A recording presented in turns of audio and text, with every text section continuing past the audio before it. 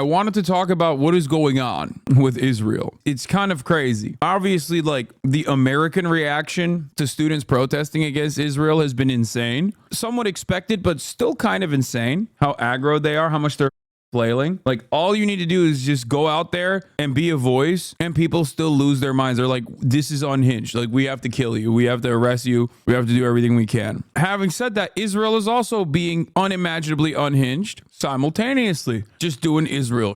There has been a ceasefire negotiation process with a lot of back and forth for some time now. Israel is the party that has been ruining the ceasefire terms. I know that it takes two to tango, but for the most part, I would say that Hamas's conditions have been endlessly reasonable. Israel's reaction has been anything but. Now, of course, if you look at the American news coverage, the Western media's coverage on the issue, you would basically come up with an entirely different, perhaps the exact opposite of what is the truth. So basically what I'm trying to say is the media is presenting what is actually happening, looking at what is actually happening and just presenting the exact opposite. The exact opposite. The thing is, like the final stage of this ceasefire agreement is basically what Hamas has said, I would say, since like October 8th. We will give you all the hostages back. You just have to issue a permanent ceasefire, 1967 boundaries, come to the negotiation table with the 1967 boundaries, which would obviously be like the two-state solution. No more arms. We will lay down our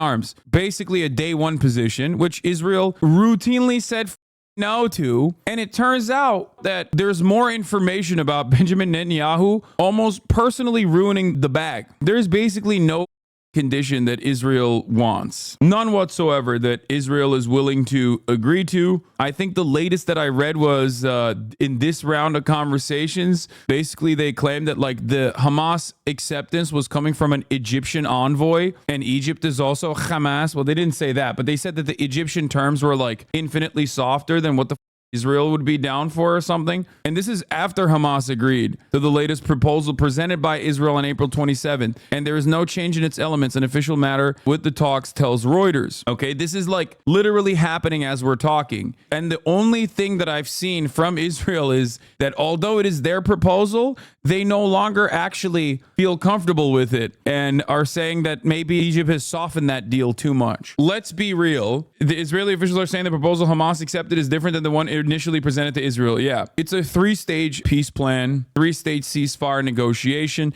as Time with HasanAbi also mentioned here. First stage is like the facilitation of the hostage swaps, right? Which would mean prisoner releases from the Israeli side as well, including some high-profile prisoners. Second stage would be hostage negotiation. And then the third stage would be a reconstruction, exchange of corpses, like the hostages that have died, including, Palestinians that have died and their bodies as well. And the final stage being the 1967 boundaries, permanent ceasefire, the things that the Brandon government has advocated for, as a matter of fact, the things that Joe Brandon keeps saying, we'll get two-state solution, Jack, the things that Benjamin Netanyahu has routinely been like, off. That's not happening to. As far as I understand, though, unfortunately, while Hamas has agreed to the latest terms and conditions of a ceasefire agreement, Israel very clearly is not interested in that at all. They don't give a Hamas's latest ceasefire talks have ended. Israel vows military operation in the very near future. No. The latest information that just came out is that like Hamas has accepted conditions. Israel is like, sorry, we already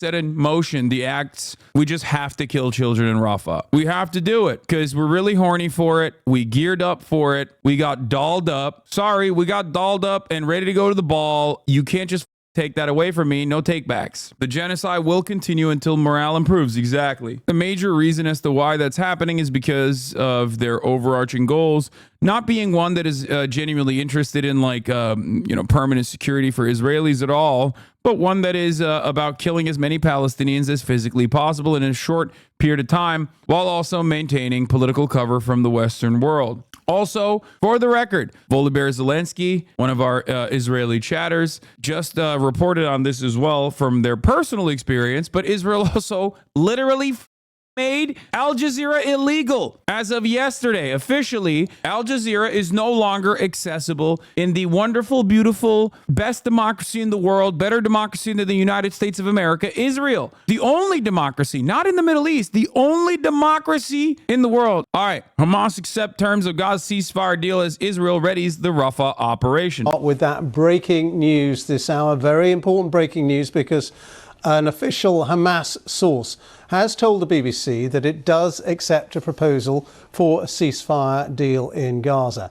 Now, Israel has yet to comment on that. We'll bring you more details on it as soon as we get them. Meanwhile, Palestinian civilians have started leaving parts of eastern Rafah in Gaza after Israel told 100,000 people. They dropped leaflets in Rafah already, doing Drizzy Drake, BBL.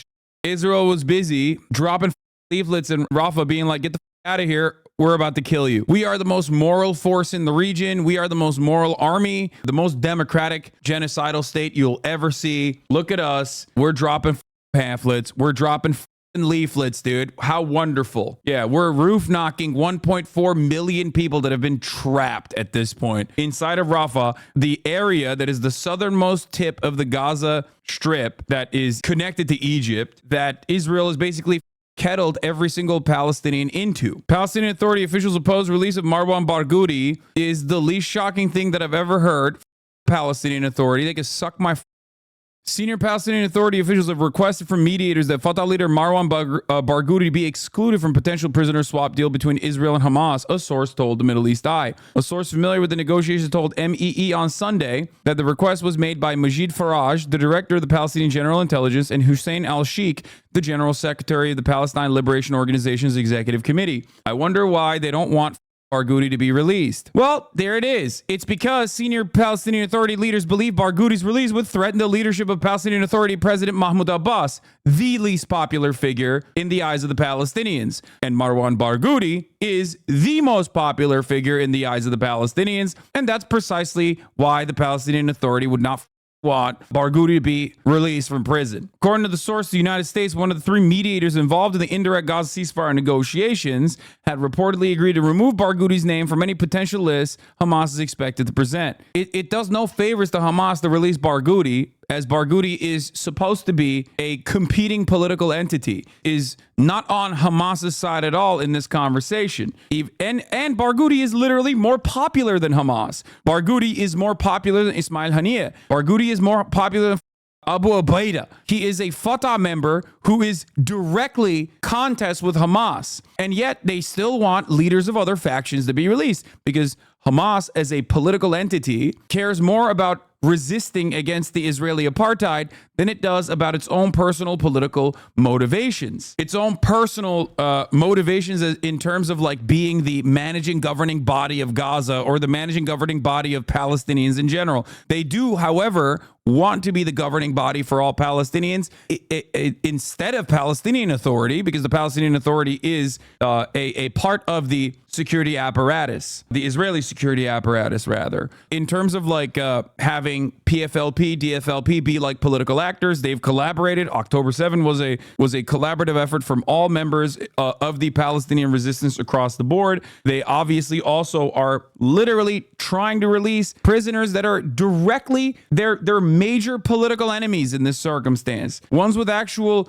proximity to power if they are released from prison, if they are free. Do we know what percentage of Palestinians support the Hamas regime? I mean, those numbers change in general, but we do know. The Palestinians are polled pretty frequently. Hamas is more popular in the West Bank than they are in Gaza. That much makes sense. To be fair, even though Barghouti is originally Fatah, he's been in favor of national unity leadership with Hamas and the other factions for a while. There were reports in Arab media that he was on the list on Saturday, so it'll be very sad if this is true. Barghouti is considered the Nelson Mandela of Palestinians, for the record. Marwan Barghouti is. For those of you who don't know, I've covered him before. He is seen as like a Nelson Mandela style figure. Don't know if you've seen this, but the IDF forces have already crossed the border. Initial report of IDF tanks crossing the fence in south of the Gaza Strip. Also an infantry force. Well, never mind. Seems like Israel is already declining. It seems like Israel is already moving into Rafah and said you to the last desperate attempt from Hamas to come to the table and be treated as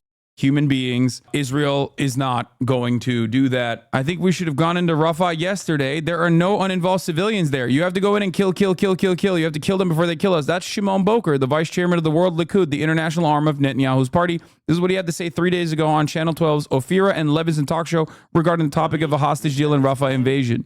אז תסביר לי רגע מה דעתך, כי לא הבנתי. אני חושב שצריך להיכנס, אתמול כבר לרפיח, להיכנס. ואז מה יקרה? להיכנס ולהרוג. ואז הם יצאו מתחת לאדמה. אין שם בלתי מעורבים, צריך להיכנס ולהרוג. The final chapter of Israel's genocide in the Gaza Strip. Amir Balbot adds, armored forces from the border area are firing massively at targets in the Rafah area, and that's it. In spite of the United States of America saying, don't do it, don't do it, don't do it, don't do it, over and over and over again, he's still doing it. The war cabinet is moving forward, and it seems like the last remaining area that has not been completely pancaked by the Israeli occupying force. I mean, it is in a dire situation. By Hamas is the same one. Is it the same terms? We don't know yet. Second thing is Israel going to sign up on this? Is it going to sign up to it? Because if the terms are different, then it's quite possibly going to get rejected by the Israeli side. And those wonderful celebrations you saw there in Rafah and Gaza Strip could be premature. What are the odds of this leads to an actual ceasefire? No, it's not happening. Israel already said no. Israel said, we're moving in. Currently, as we are talking, Israeli tanks are already moving through the Gaza Strip and have already started firing in the direction of Rafah. Israel said, nah, we're not going to do that actually, and moved on. Yeah, Israel denied the ceasefire. Hamas accepted a ceasefire proposal, but Israel said it was unacceptable. Again, they did this again and again and again. Why would they do anything different? America didn't do in this entire process, in the process of invading. I saw reports they did, but the news orgs are saying Israel's deliberating on it. If they're deliberating on it, I'll tell you this much. They're violating it right now. Update from Al Jazeera, Reuters, Israeli press. An Israeli official has indicated that Israel will not be accepting the Qatari-Egyptian ceasefire deal that Hamas accepted today. Israeli official indicates rejection of ceasefire proposal report. An unnamed Israeli official quoted by the Reuters news agency says Hamas approved a softened Egyptian proposal that is not acceptable to Israel. The official added that the proposal included far-reaching conclusions that Israel will not support. Israeli media outlets are also reporting that the Israeli government has not accepted the deal. A reminder that we do not yet have the specifics of the deal that Hamas has agreed to. Hamas agreed to the latest proposal presented by Israel on April 27th, and there is no change in its elements. An official matter to Reuters, by the way. So they're saying that this was a weakened deal, but the source of the caveat in the negotiations, the new outline does not require Hamas to release 33 hostages, and their number will be determined later. Wait, where is this from? Is this recent? There will be a telephone meeting of the war cabinet later tonight. Israeli officials, translation, Netanyahu, are trying their best to give the media to bite on as far as how this deal is different. For example, they're just trying to say that it's not the same deal that they presented on April. Breaking, the Prime Minister's office of the War Cabinet unanimously decided that Israel continues the operation in Rafah to exert military pressure on Hamas in order to advance the release of our hostages and the other goals of the war, which is a insane thing to state because the goal is ethnic cleansing of Palestinians, and every single person, Israeli Jews right now are protesting by the tens of thousands of streets for the past couple of months now, demanding that there be a ceasefire so that their friends and family members can get out. Nobody will believe what they are saying unless they are incredibly motivated in like defending Benjamin Netanyahu's political career, unless they're incredibly motivated in the genocide and don't really give about the hostages, the Israeli hostages that are currently trapped inside of Gaza being brutalized by Israeli military actions. You know, nobody buys this. Unless you're an American media person, in which case you will buy it. You'll be like, well, it seems like they just want to take the hostages out. More, breaking Prime Minister's office. Although the Hamas proposal is far from Israel's necessary requirements, Israel will send a delegation of working-class mediators to exhaust the possibility of reaching an agreement under conditions acceptable to Israel. But they're also bombing Rafah. It seems like they're moving into Rafah. So how the does that work? All right, Mohammed Al-Safin has more details. Hamas leader Khalil Hayya is on Al Jazeera explaining that the terms Hamas has agreed to, TLDR, three-stage truce, each builds on the other one. First stage would include the release of the first group of Israelis on day 3, coinciding with the retreat of Israeli forces from Rashi Street to Salahuddin Street. The retreat would allow Gazans to freely move via Rashi Street between North and South Gaza for the first time since the invasion, a key Hamas demand. On day 21st, Israeli forces would retreat fully from Salahuddin to outside Gaza. These are the terms of the Egyptian-Qatari trade proposals. CIA head Burns was in Doha when this deal was brought forward. To be clear, Israel hasn't responded to this, but the deal seems to be what the mediators want. Asked about what the proposal says about prisoner swap, Haya said, "We want our prisoners to come home and the Israelis to go home too, because we then would have no need to hold them. There has been an agreement on prisoner swap by day 35 of the truce. Details to be worked out until then. We initially demanded the release of 500 Palestinian prisoners for each female Israeli soldier and agreed to lower that to 50 for one. Okay. Female soldiers and older men in our custody would be released in first stage. The price of release of Israeli male soldiers will be different. Israelis are also protesting right now on the streets. Thousands of Israelis are protesting in the streets of Tel Aviv, Jerusalem, and throughout the country, demanding Israeli government accept ceasefire deal and release the abductees. I wanted to show you something directly from them as well. So this is unpopular for understandable reasons. It's unpopular if you believe Palestinians are human beings, right? It's unpopular because it just, continues the ethnic cleansing campaign. It's unpopular if you are an Israeli person who has like friends and family members or care about the Israeli hostages that are currently trapped inside of Gaza. It's unpopular for a broad swath of the Israeli society. It's only popular for the Bibis and people to the right of the Bibis. It's also popular for, I guess, like some of the IDF liberal libtard generals, the libtard generals that are like supposed to be like center left figures in Israeli politics, like Benny Gantz and whatnot. They have been gung-ho about continuing the ethnic cleansing nonstop. They have been some of the most aggressive forces. This does not mean that doing ethnic cleansing to the Palestinians is unpopular in Israel. It is not. It is very popular to do ethnic cleansing to the Palestinians in Israel.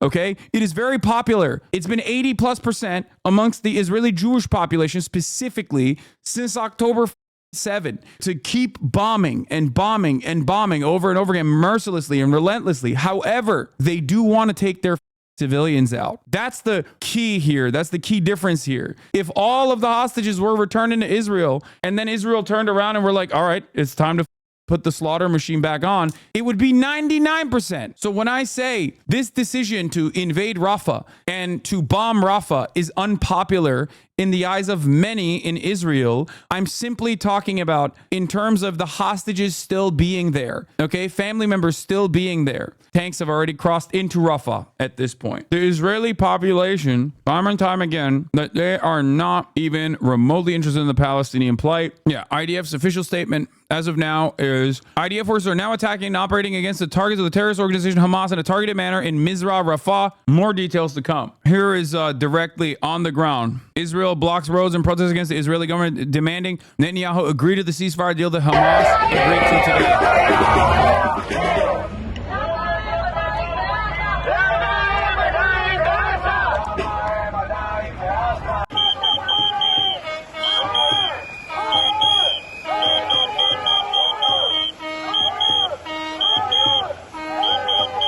Yeah, this was the video I wanted to show you.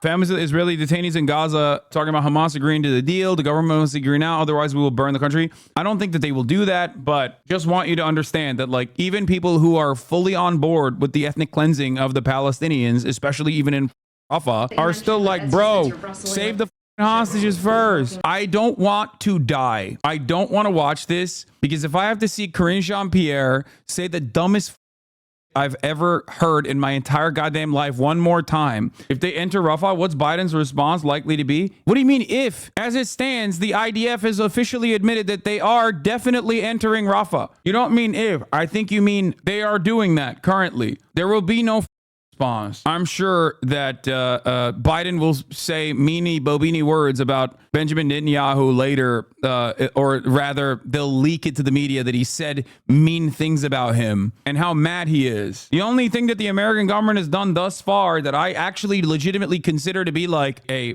too little too late, but still relatively strong, no longer re-upping their ammunition. What happened? 9 hours ago, Biden administration is pausing ammunition shipments to Israel. What the happened? The Biden administration halted a shipment of ammunition bound for Israel last week, Axios first reported, as pressure rises to hold Israel accountable. Biden administration last week put a hold on shipment of U.S.-made ammunition to Israel, two Israeli officials told Axios. This is the first time since October 7 that the U.S. has stopped a weapon shipment intended for the Israeli military. The incident raised serious concerns inside the Israeli government and sent officials scrambling to understand why the shipment is held. Biden is facing sharp criticism among Americans who oppose the support for Israel. The administration in February, Israel to provide assurances that the U.S.-made weapons were being used by the IDF in Gaza in accordance with international law. Israel provided a signed letter of assurances in March, except they never actually gave a full assessment of how they were using the weapons at all. That never actually came back. The Israeli officials said the ammunition shipment to Israel was stopped last week. The White House declined to comment.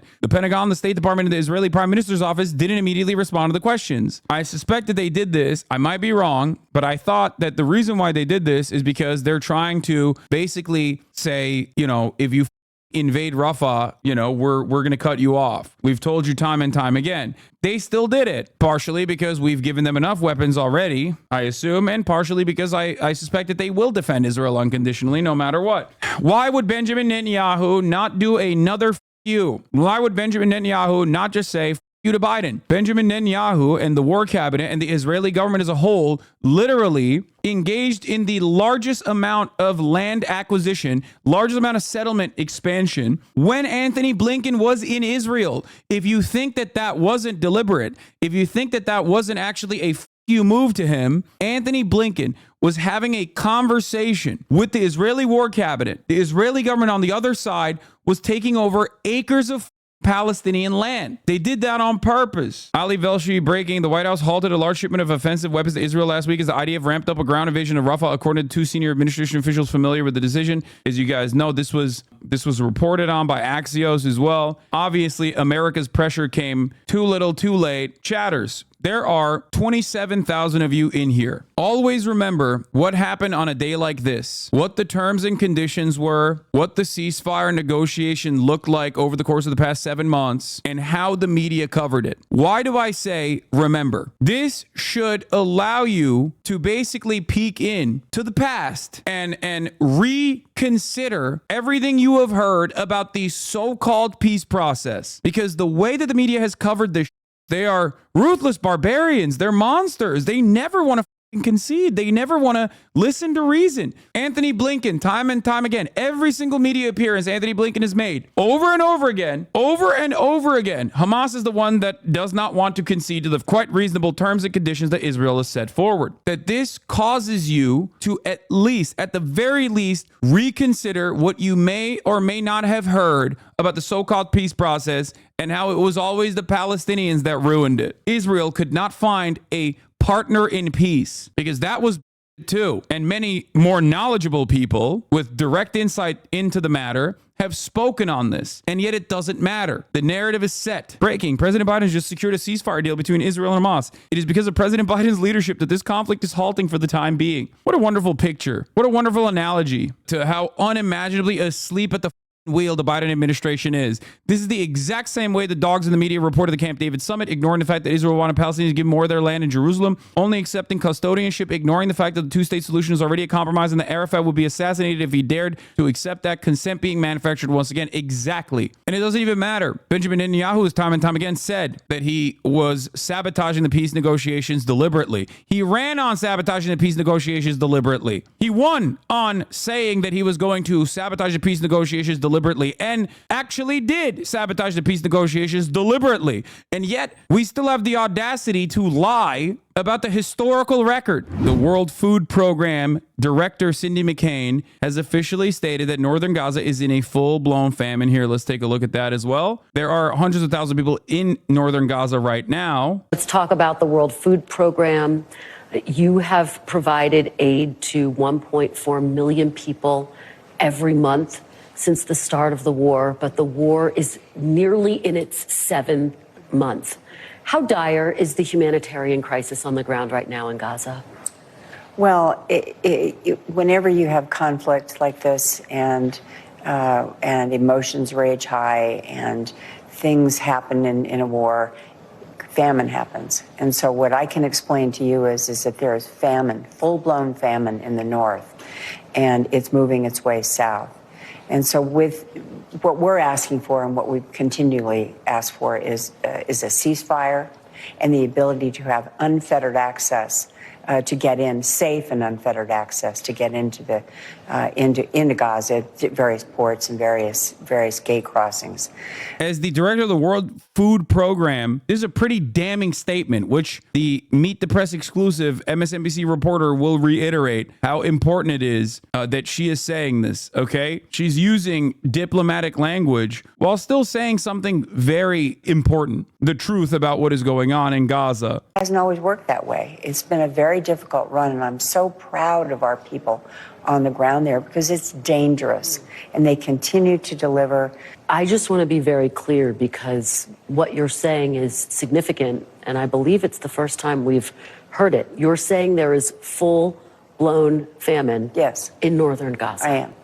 Yes, I am. And there has not been an official declaration that there is famine, but you are saying that based on what you've seen. Yes, it is. Based on what we've seen and what we've experienced on the ground, yes.